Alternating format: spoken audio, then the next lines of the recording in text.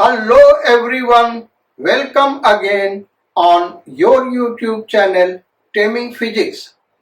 Students, आज हम लोग ग्रेविटेशन चैप्टर स्टार्ट करेंगे। तो ग्रेविटेशन चैप्टर में पढ़ना क्या है उसको बाद में हम डिस्कस करेंगे।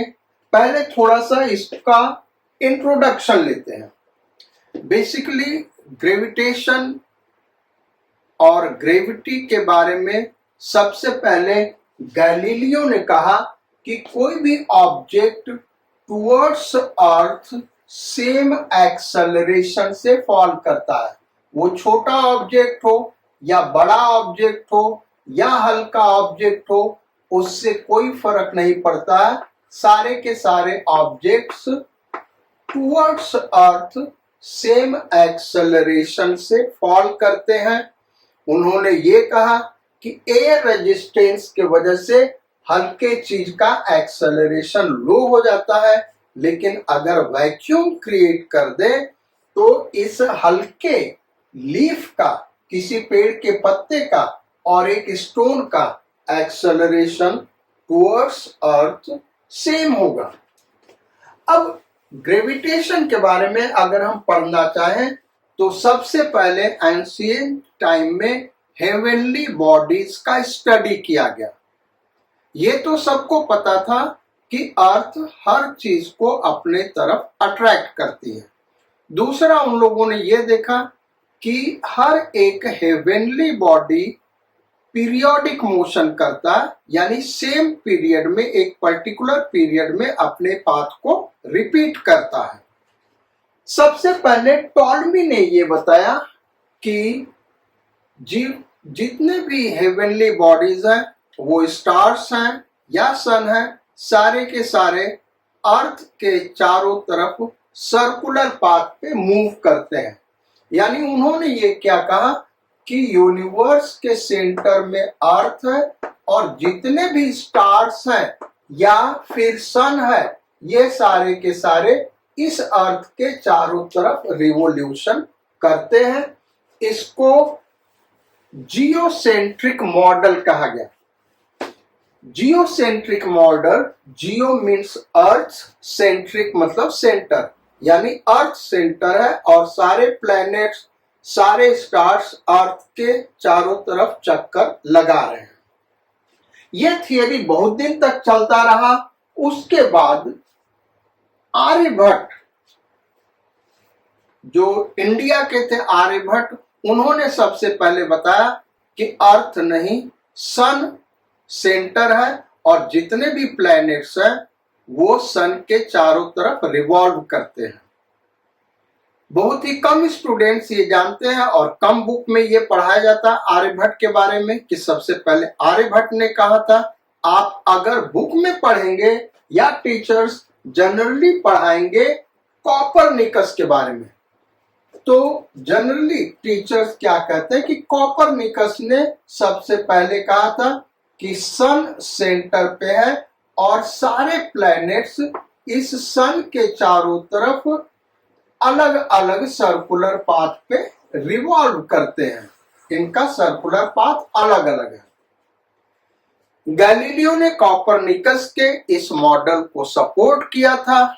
उस समय जो चर्च थे वो इसका विरोध किए और गैलीलियो को कबूल करना पड़ा कि ये थियरी गलत है। लेकिन कॉपरनिकस और गैलीलियो इस थियरी में, इस मॉडल में बिलीव करते थे कि सन सेंटर में है और सारे प्लैनेट्स इसके चारों तरफ रिवॉल्व करते हैं।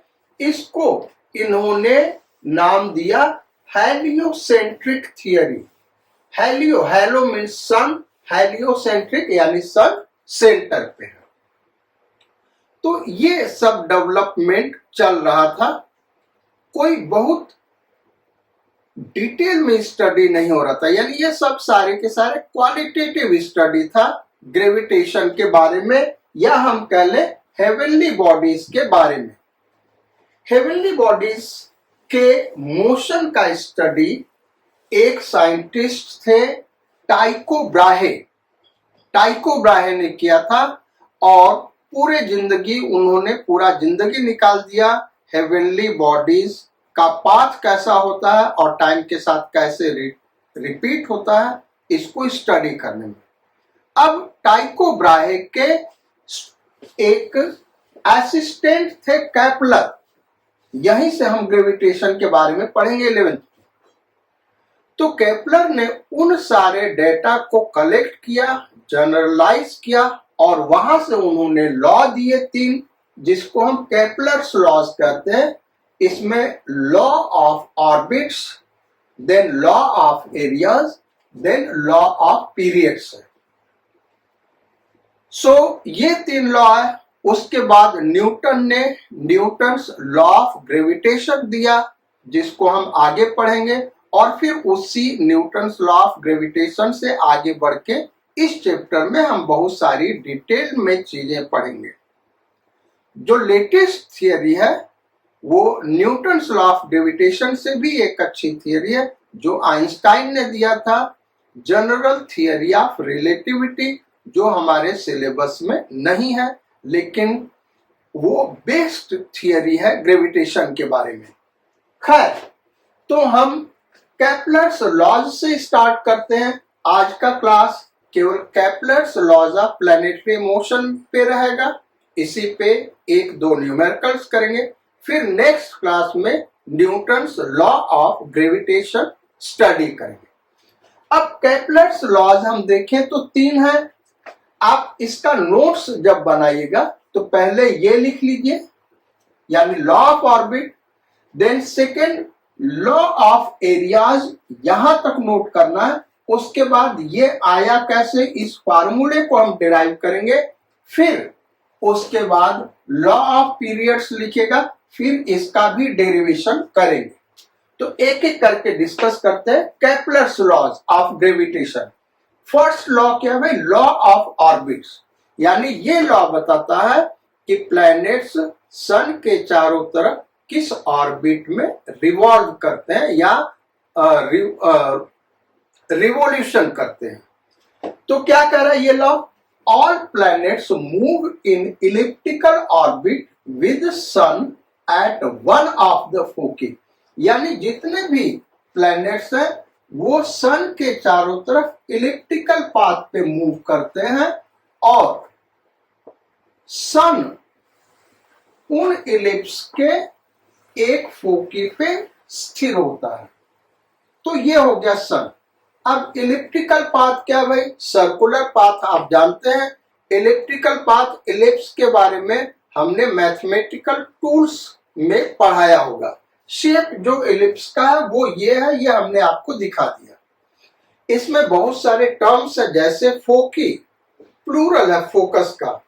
तो इस इलिप्स का यहां पे ये सेंटर है और इसके 2 फोकस होंगे, एक फोकस ये है, एक फोकस ये है। इन तीनों इलिप्स का ये कॉमन फोकस हो गया, यहां पे सन है और जो भी डिफरेंट प्लैनेट्स है वो planet P1, planet P2, planet P3 सन के चारों तरफ इलेक्ट्रिकल पाथ पे मूव करते हैं, यानी सर्कुलर पाथ पे मूव नहीं करते हैं। ऐसा लॉ है, लॉ ऑफ ऑर्बिट। इसको पहली बार केपलर ने दिया था। यानी लॉ ऑफ ऑर्बिट से हम क्या कहेंगे? जो प्लैनेट्स सन के चारों तरफ रिवॉल्व कर रहे हैं वो सर्कुलर पाथ पे मूव नहीं करते हैं, इलिप्टिकल पाथ में मूव करते हैं। और उन सारे इलिप्स का जो कॉमन फोकस होगा वहां पे सन स्थिर होता है। हमने 3 ही प्लैनेट दिखा है, आप जितने भी प्लैनेट हैं ऐसे दिखा सकते हैं। उन प्लैनेट्स का इलिप्टिकल पाथ अलग अलग होगा। इस इलिप्स में 2 और टर्म है जिसको हम डिस्कस कर देते हैं। एक तो ये जो एक्सिस है इसको मेजर एक्सिस कहते हैं और इस वाले को माइनर एक्सिस, यानी जो एक्सिस बड़ा होता है उसको मेजर एक्सिस, जो एक्सिस छोटा होता है उसको हम क्या कहते हैं? Minor axis. ये इलिप्स का सेंटर हो गया और 2 फोकस हो गए, एक फोकस यहां पे और एक फोकस यहां पे। फिगर जो है इलिप्स का वो सिमेट्रिकल होगा, हम एक्स एक्सिस के अबाउट देखें या वाई एक्सिस के अबाउट सिमेट्रिकल फिगर होगा। ये फिगर सिमेट्रिकल नहीं बना है, सो फोकस F1 और फोकस F2 और ये एलिप्स का सेंटर होता है। तो सन कहां पे? एलिप्स के किसी एक फोकस पे है। जो बड़ा एक्सिस होता है उसको हम मेजर एक्सिस कहते हैं और छोटे एक्सिस को माइनर एक्सिस। यहां से यहां का डिस्टेंस हम 2a लिखते हैं, यानी लेंथ ऑफ मेजर एक्सिस, और इसी का हाफ कर दे तो इसको हम कहते हैं length of semi major axis. Semi means half, ये मेजर एक्सिस, ये सेमी मेजर एक्सिस, या यहां से यहां सेमी मेजर एक्सिस। और ये वाला जो लेंथ है इसको हम b से रिप्रेजेंट करते हैं और इसको कहते हैं लेंथ ऑफ माइनर एक्सिस। ये दोनों हाफ होंगे, यानी ये b/2, इसको 2b, टोटल लेंथ को 2b से रिप्रेजेंट करें तो ये वाला b हो गया और ये b हो गया। इसको हम कहेंगे length of semi minor axis.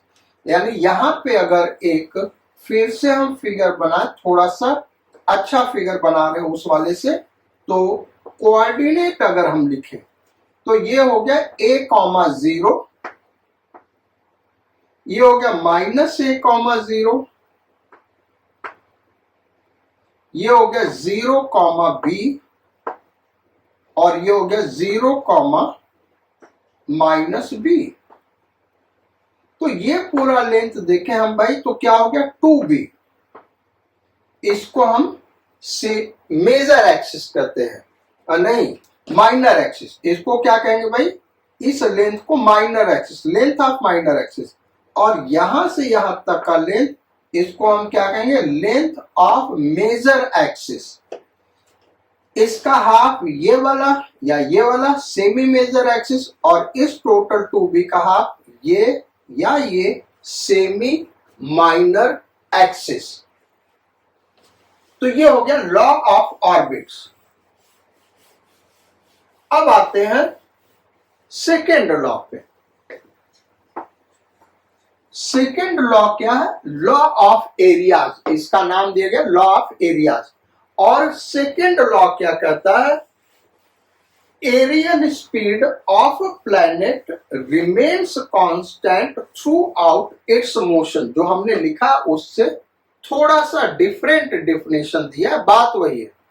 Aerial speed of a planet remains constant throughout its motion, यानी area covered by a planet per unit time remains constant throughout its motion.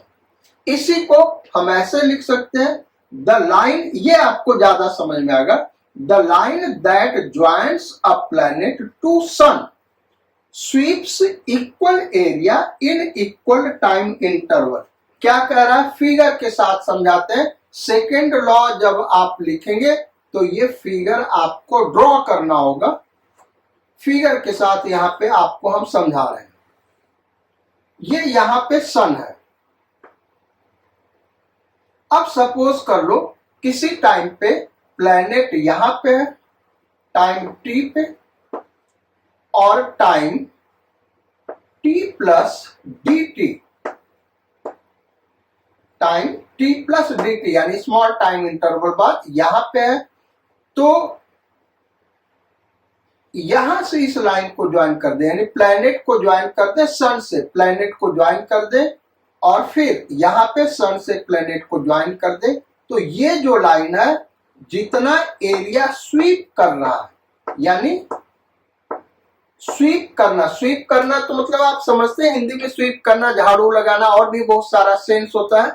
तो area SVEEP कर रहा है, यानी यहां पे मतलब जितना एरिया कवर कर रहा है, इसको हम नाम दे दे DA। तो ये लॉ क्या कहता है भाई? Law of areas DA by DT is equal to constant. अब ये जो कांस्टेंट है वो अलग अलग प्लैनेट के लिए अलग अलग होगा, लेकिन सेम प्लैनेट के लिए ये हमेशा कांस्टेंट रहने वाला है, यानी कोई भी एक प्लैनेट ले ले, सपोज कर ले अर्थ हम ले ले, तो अर्थ इक्वल टाइम इंटरवल में हमेशा इक्वल एरिया कवर करेगा। अब वो इक्वल एरिया सपोज कर लो CE नाम दे दे। तो प्लूटो के लिए ये जो कांस्टेंट है डिफरेंट होगा। तो हर प्लैनेट इक्वल एरिया कवर करता है इक्वल टाइम इंटरवल में, लेकिन अगर वो टाइम इंटरवल हम 1 सेकेंड मान लें तो अर्थ हर 1 सेकेंड जो एरिया कवर करेगा वो जब यहां पे होगा, यहां पे होगा, यहां पे होगा, कहीं पे भी होगा, सेम एरिया कवर करेगा। लेकिन वही अगर हम यूरेनस ले लें तो यूरेनस जो एरिया कवर करेगा इक्वल टाइम इंटरवल में, वो एरिया अर्थ वाले से अलग होगा, लेकिन वो इसके लिए कांस्टेंट होगा। यानी ये भी इक्वल टाइम इंटरवल में इक्वल एरिया कवर कर रहा होगा, ये भी इक्वल टाइम इंटरवल में इक्वल एरिया कवर कर रहा होगा, लेकिन जो एरिया ये कवर कर रहा होगा उसका ये उतना एरिया नहीं कवर कर रहा होगा, ये डिफरेंट एरिया कम या ज्यादा कवर कर रहा होगा। तो गिवन प्लेनेट के लिए dA/dt क्या होगा भाई? कांस्टेंट होगा। ये है हमारा लॉ ऑफ एरिया। अब ये आया कैसे? लेटर ऑन प्रूव किया गया इसको law of conservation of angular momentum से। बेसिकली ये जो रिजल्ट है ये हम प्रूव कर सकते हैं, it is based on the principle of law of conservation of angular momentum. Angular momentum conserve होता है किसी भी प्लेनेट का, उसी पे बेस्ड है ये कंजर्वेशन लॉ। कैसे एंगुलर मोमेंटम कंजर्व होता है? तो ये एक इलिप्टिकल पाथ ले ले और सपोज कर लो यहां पे सन है, कोई प्लैनेट इसके चारों तरफ मूव कर रहा है, प्लैनेट P। तो प्लैनेट पे जो फोर्स लग रहा होगा सन के वजह से वो इस डायरेक्शन में होगा। अभी इसको हमने पढ़ा नहीं है, लेकिन न्यूटन्स लॉ ऑफ ग्रेविटेशन का हल्का सा आइडिया होगा। इतना तो जानते होगे कि सन प्लैनेट पे फोर्स लगाता है अपने तरफ, इतना आपको जानकारी होगा, यही सफिशिएंट है और यहीं से हम प्रूव करके दिखाते हैं। तो सन प्लैनेट को अपने तरफ अट्रैक्ट कर रहा है, यानी ये जो फोर्स लग रहा है वो टुवर्ड्स सन लग रहा है। अब हम कहें कि सन प्लैनेट पे टॉर्क कितना लगा रहा है, तो टॉर्क इक्वल टू क्या होता है भाई? R cross F। R cross F। और जब हमने टॉर्क पढ़ाया था तो ये भी बताया था कि अगर फोर्स एक्सिस ऑफ रोटेशन से पास करे तो उसका टॉर्क 0 हो जाएगा, क्योंकि ये R का वैल्यू 0 होता है। टॉर्क के लिए हमने एक और फॉर्मूला पढ़ाया था, फोर्स इनटू परपेंडिकुलर डिस्टेंस, ऐसे पढ़ा था। तो सपोज कर लो ये कोई रॉड है और इसके अबाउट रोटेट कर सकता है। अब हम यहां पे फोर्स लगाएं तो टॉर्क क्या होगा? Force into perpendicular distance. अगर ये 90 डिग्री पे लग रहा है, अब अगर यही फोर्स ऐसे लग रहा है, अब टॉर्क क्या होगा इस रॉड पे? तो इसको हम पीछे एक्सटेंड करेंगे और ये परपेंडिकुलर डिस्टेंस R लेंगे। लेकिन अगर यही फोर्स इस डायरेक्शन में लग रहा है तो फोर्स इसी पॉइंट से पास कर रहा है, तो ये जो परपेंडिकुलर डिस्टेंस R है वो 0 हो जाएगा और टॉर्क 0 हो जाएगा। यानी सन प्लैनेट पे फोर्स तो लगा रहा है, लेकिन टॉर्क कितना लगा रहा है भाई? 0 लगा रहा है। अब अगर टॉर्क 0 लगा रहा है तो torque tau is equal to dL/dt, rate of change of angular momentum. ये होता है, यानी dL टॉर्क क्या है? 0 है प्लेनेट पे, तो dL क्या हो गया? 0 हो गया भाई। ये टाउ dt होगा और टाउ हमारा 0 है, टॉर्क 0 है, तो ये 0 हो गया। यानी इसका इंटीग्रेशन कर दें तो L इज इक्वल टू क्या आ गया? कांस्टेंट। एंगुलर मोमेंटम प्लेनेट का क्या होता है? कांस्टेंट होता है। इसका लीनियर मोमेंटम चेंज कर रहा होगा, ध्यान रखना, लेकिन एंगुलर मोमेंटम कांस्टेंट होगा प्लैनेट का, क्योंकि नेट टॉर्क 0 हो रहा है। लीनियर मोमेंटम चेंज होगा क्योंकि एक्सटर्नल फोर्स लग रहा है, लेकिन एंगुलर मोमेंटम कांस्टेंट होगा क्योंकि टॉर्क क्या लग रहा है, 0 लग रहा है। अब इसी एंगुलर मोमेंटम के कांस्टेंट होने की वजह से ये equal area equal time interval में कवर करता है। वही यहाँ पे लिखा हुआ है। ये जो लॉ ऑफ एरियाज है, dA by dt is equal to constant, ये किस पे बेस कर रहा है? It is based on the principle of law of conservation of angular momentum. अब इसको प्रूव कैसे करेंगे? कभी कभी पूछा जाता prove law of areas of Kepler's law, तो कैसे प्रूव करेंगे? यहां पे एक फिगर हम ड्रॉ कर देते हैं और वहां फिगर से आपको दिखाएंगे कैसे ये प्रूव होगा। सपोज कर लो ये सन है हमारा और यहां पे प्लैनेट है पी। इस मोमेंट पे इसका वेलोसिटी v है। एंगुलर मोमेंटम कांस्टेंट है। ये सन से प्लैनेट को मिलाने वाला रेडियस वेक्टर r। तो angular momentum L is equal to constant. Planet का एंगुलर मोमेंटम कांस्टेंट है। अब एंगुलर मोमेंटम का फार्मूला r क्रॉस p, जहां पे p क्या है भाई? Linear momentum is equal to constant. और p को हम क्या लिख सकते हैं? r cross mv is equal to constant.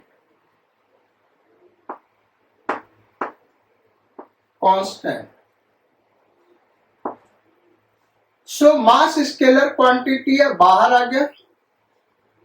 r cross v is equal to constant. Mass constant है, इसको हम इरेज कर दे रहे, यहीं दिखाते हैं। मास क्या है भाई? प्लैनेट का कांस्टेंट है और मास कांस्टेंट है, तो फिर हम लिख सकते हैं r cross v is equal to constant.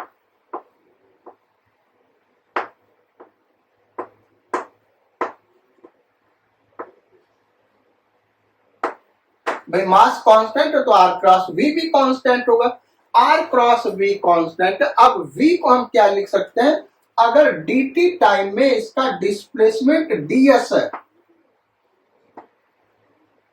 dt time में प्लैनेट का डिस्प्लेसमेंट क्या है? ds है। dt टेंड्स टू 0 है, यानी बहुत ही स्मॉल टाइम इंटरवल है। हमने ds को यहां से यहां तक दिखाया, वो टेंड्स टू 0 है। तो उस केस में हम इसको ऐसे लिख सकते हैं r cross ds by dt is equal to constant, और r cross ds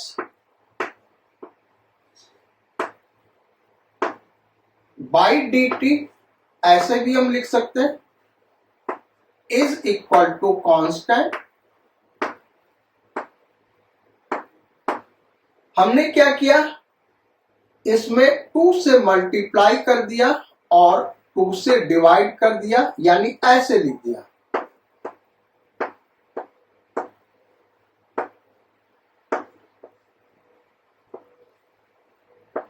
by dt is equal to constant.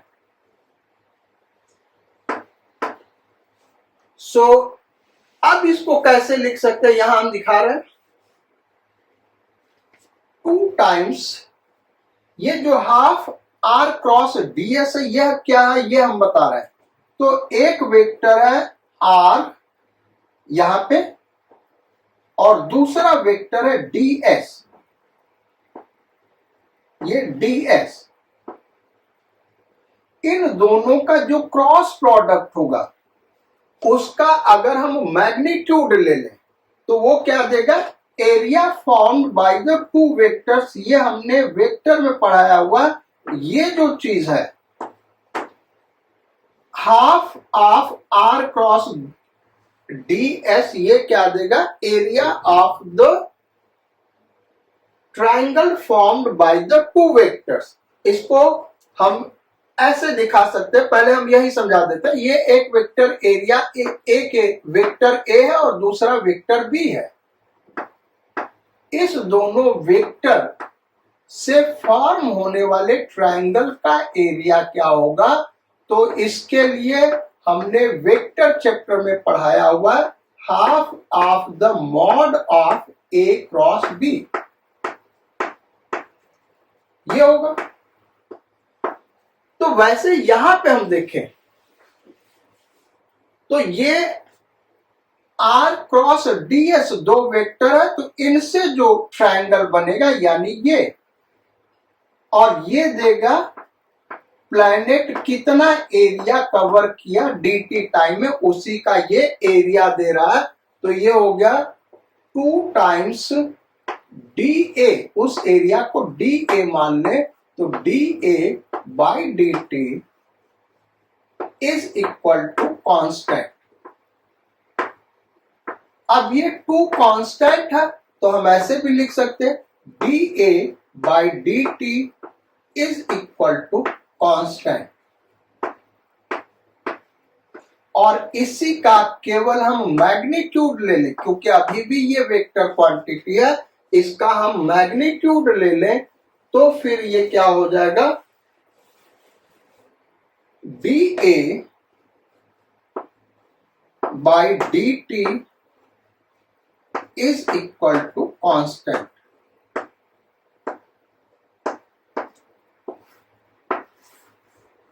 और यही ये लॉ है, लॉ ऑफ एरियाज। यहां पे एक और रिजल्ट हम डिस्कस करेंगे, फिर आगे लॉ ऑफ पीरियड पे आएंगे। तो ये तो प्रूव हो गया भाई, लॉ ऑफ एरियाज का एक और रिजल्ट यहां पे हम डिस्कस करने चल रहे हैं, और फिर हम नेक्स्ट लॉ पे आएंगे, लॉ ऑफ पीरियड्स। वो रिजल्ट क्या है, बड़ा ही इंपॉर्टेंट रिजल्ट है, और वहां से न्यूमेरिकल्स बनते हैं कंपटीशन में, इसलिए उसको डिस्कस करना जरूरी है। जो हमने ये डिराइव किया था, ये सपोज कर लो इलेक्ट्रिकल पाथ है, यहां पे फोकस पे सन है और किसी टाइम पे प्लैनेट यहां पे है, और इसका जो वेलोसिटी वेक्टर है प्लैनेट का, वो टेंजेंट होगा पाथ के ऊपर, ये v ऐसे है।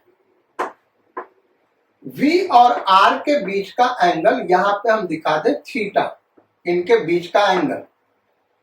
तो अभी हमने प्रूव किया था L is equal to constant, angular momentum constant होगा, और इसको हमने r क्रॉस p लिख दिया इज इक्वल टू कांस्टेंट। अब p को लिखेंगे mv, तो r cross mv is equal to constant. m mass constant है तो r cross v is equal to constant. ये बड़ा ही इंपॉर्टेंट रिजल्ट है। बहुत सारे टीचर्स आपको पढ़ाते होंगे, इस फॉर्म में नहीं पढ़ाते हैं, बुक में भी ये इस फॉर्म में नहीं दिया हुआ, वहां पे किस फॉर्म में दिया होता है उसको हम डिस्कस कर रहे हैं, और वहां से एक रिजल्ट डिस्कस करेंगे। अगर ये कांस्टेंट हो तो इसका मैग्नीट्यूड भी कांस्टेंट होगा, और इसका मैग्नीट्यूड क्या होगा भाई, R V sine theta is equal to constant, जहां पे थीटा क्या है भाई, वेक्टर आर और वेक्टर वी के बीच का एंगल। बुक में हमने जनरली देखा है वो ऐसे पढ़ाते हैं R into V equal to constant. ये गलत है। हमेशा हम जो कह रहे हैं ध्यान दीजिएगा, R into V is equal to constant, ये गलत स्टेटमेंट है। बुक में ऐसा लिखा रहता है और वहीं से वो समझाते हैं कि जब R ज्यादा होगा तो V कम होता है। वो क्या समझाते हैं भाई, जब प्लैनेट सन से दूर होता है तो उसका स्पीड कम होता है। क्यों कम होता है वो यहीं से समझाते हैं। वो कहते हैं कि R into V equal to constant, जबकि करेक्ट क्या, R V sine theta equal to constant. ये करेक्ट स्टेटमेंट है। सो इसी को अब और डिटेल में हम डिस्कस करेंगे, यानी बुक में कैसे लिखा रहता है वो हम समझा रहे हैं आपको। बुक में किस फिगर के लिए लिखा रहता है। सो एक सिमेट्रिकल बनाते, फिगर सही नहीं बना, ऐसे एक इलिप्टिकल पाथ ले ले इस तरीके से। अब यहां पे सन है तो बुक में जो फिगर देखोगे बेटा वो ये बना रहेगा। ये डिस्टेंस R1 मान ले और ये डिस्टेंस प्लेनेट का R2, और यहां पे स्पीड V2, यहां पे स्पीड क्या V2 और यहां पे स्पीड V1। तो ये केवल दो पॉइंट हैं ऐसे जहां पे V और R म्यूचुअली परपेंडिकुलर होंगे।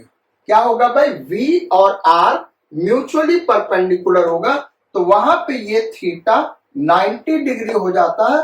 तो उस केस में हम कह सकते हैं R1V1 is equal to R2V2। मतलब क्या हुआ, ये कांस्टेंट है, इसका मतलब जब डिस्टेंस कम है तो स्पीड क्या होगा, ज्यादा होगा, क्योंकि ये प्रोडक्ट कांस्टेंट है। और जब डिस्टेंस ज्यादा है तो स्पीड कम होगा।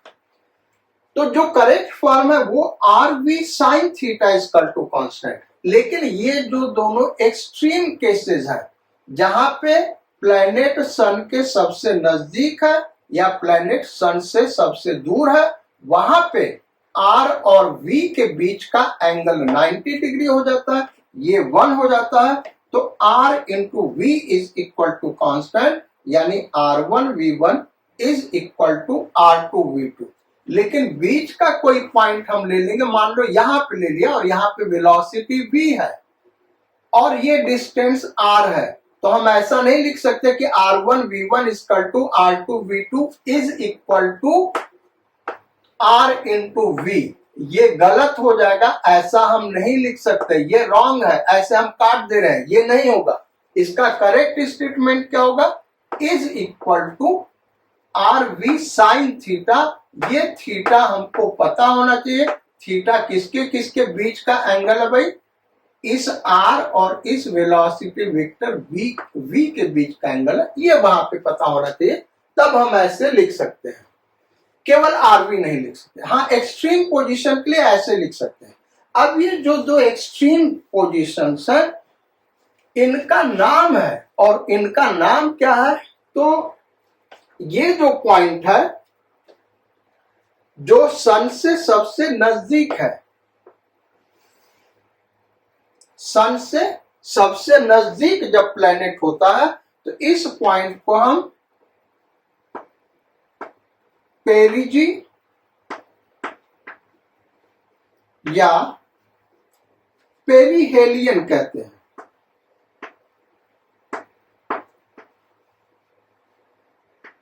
पेरीहेलियन, इसको नोट कर लेना, अदरवाइज न्यूमेरिकल में आएगा तो आप समझ नहीं पाएंगे। प्लेनेट जब सन के सबसे ज्यादा नजदीक होता है तो उस पॉइंट को हम क्या कहते हैं, पेरिजी या पेरीहेलियन। और सन से सबसे दूर जब होता है तो इस पॉइंट को हम कहते हैं एपोजी या एपहेलियन। क्या भाई, एपजी और एपहेलियन।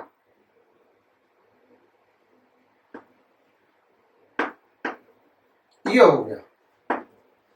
तो जो लॉ ऑफ एरियाज है इसमें हमने क्या पढ़ा, एक तो इसका स्टेटमेंट पढ़ा, फिर इसको प्रूव कैसे करेंगे law of conservation of angular momentum से, और फिर हमने पढ़ा R V sine theta is equal to constant, और दो एक्सट्रीम पेरिहेलियन एपहेलियन ले ले तो उसके लिए R1 V1 is equal to R2 V2।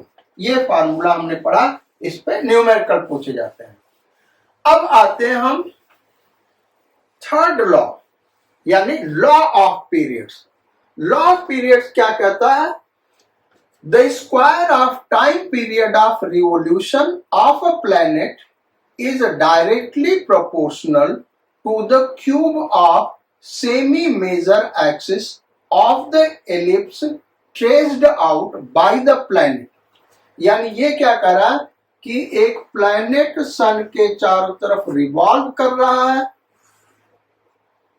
तो इसका जो टाइम पीरियड है, यानी एक रिवोल्यूशन का जो टोटल टाइम लगेगा कैपिटल टी, उसको हम कहें टाइम पीरियड।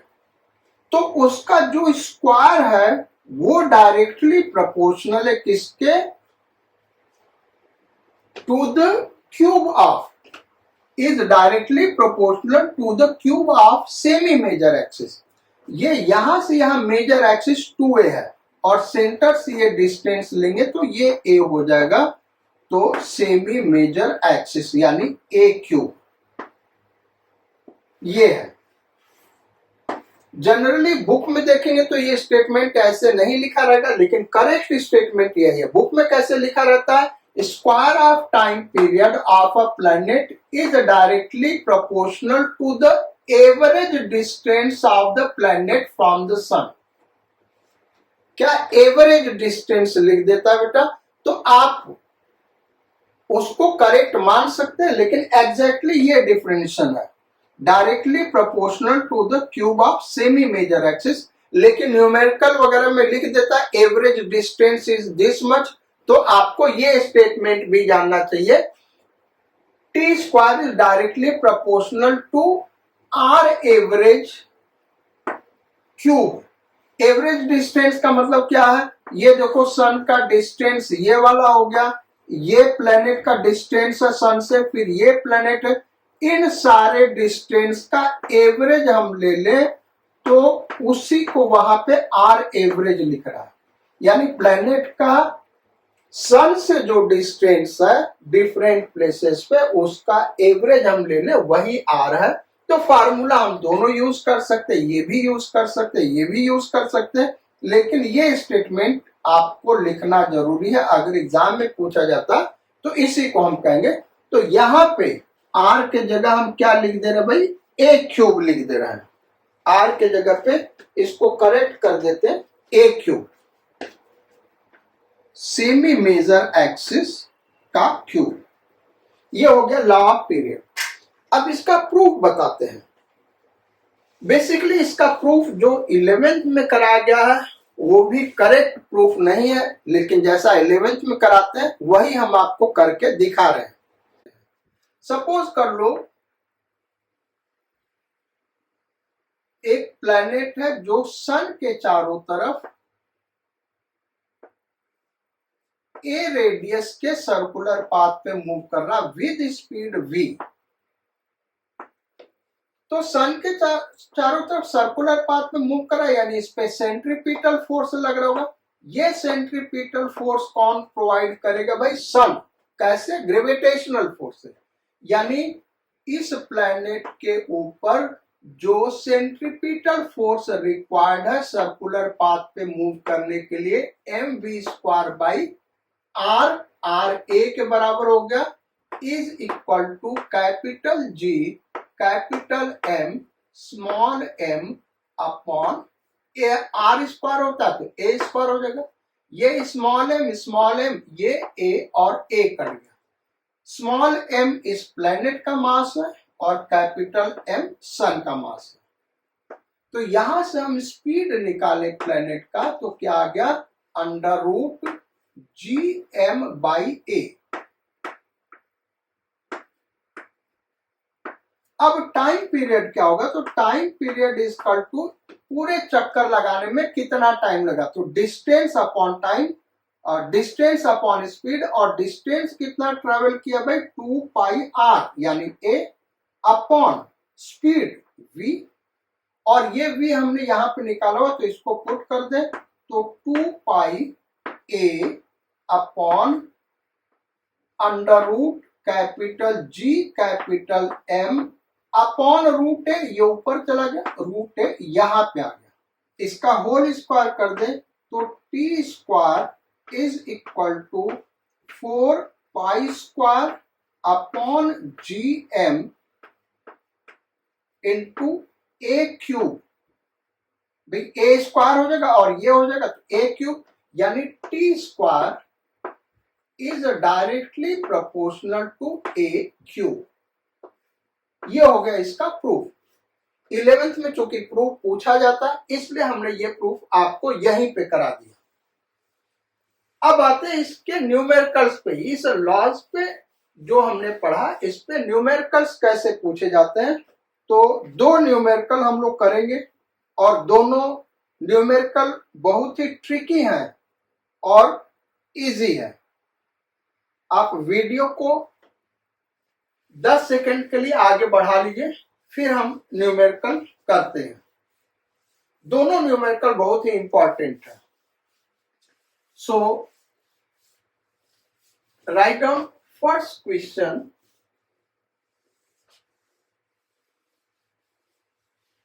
दो क्वेश्चन करेंगे फिर ये लेक्चर खत्म कर देंगे। Question number 1,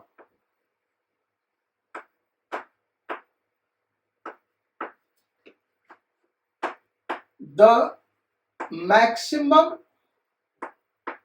and minimum distance of a planet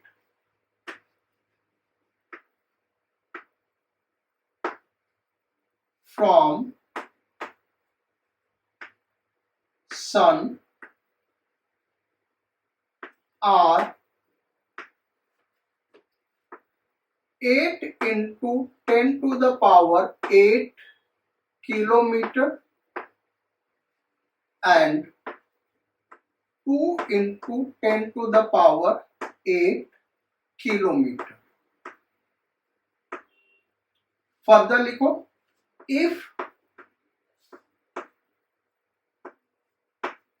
maximum speed of planet is 20 kilometer per second, find its minimum speed.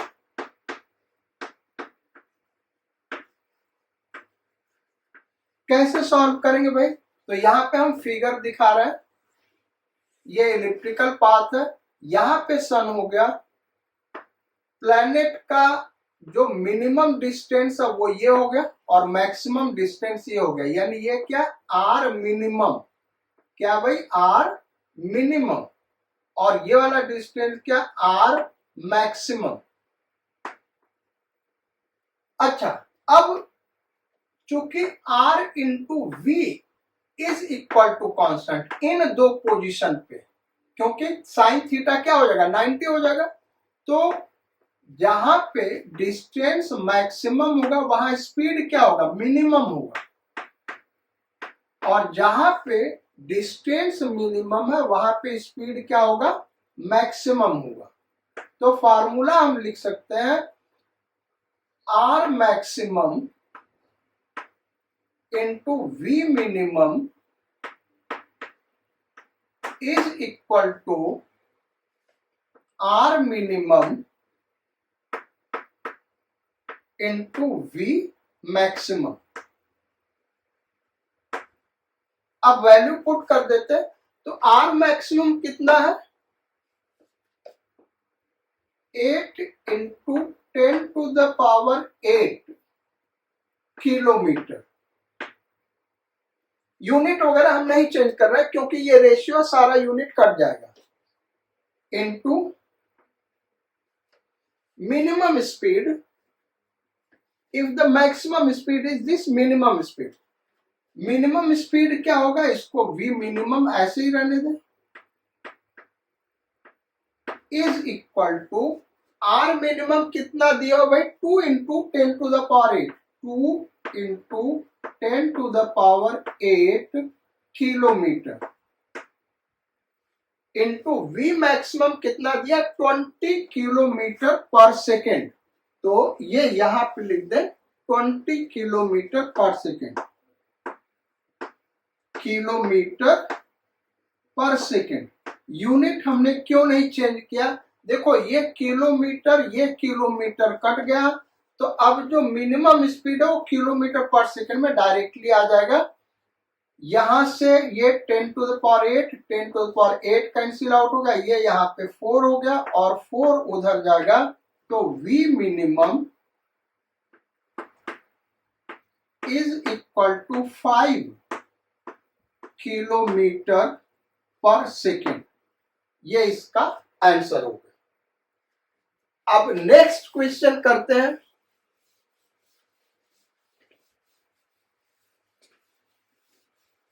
Next question number 2, और यही हमारा लास्ट क्वेश्चन है भाई।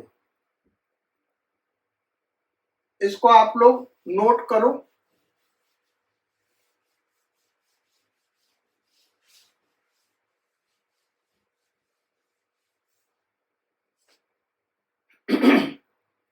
वीडियो को 10 सेकेंड आगे बढ़ा लो, क्योंकि बोर्ड पे चौक बहुत लग गया तो आपको दिखाई नहीं देगा, लेटर्स अच्छे से दिखेंगे नहीं, इसलिए थोड़ा सा इसको आप इरेज कर ले। क्वेश्चन क्या है, question number 2,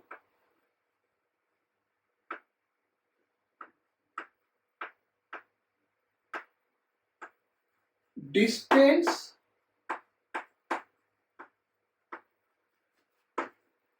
of a planet is 4 times distance of a planet from the sun. From the sun is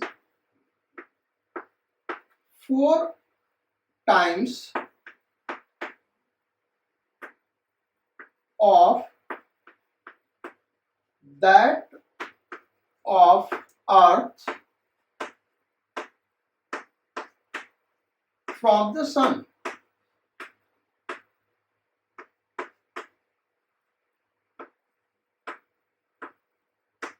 Find out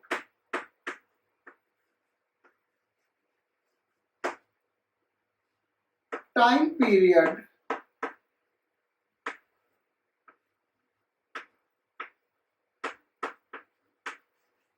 of the planet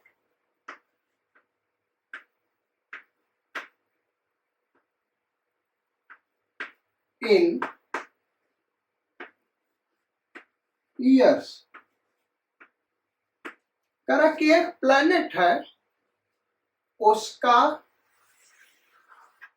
सन से डिस्टेंस क्या है भाई, 4 गुना है किसके, अर्थ के।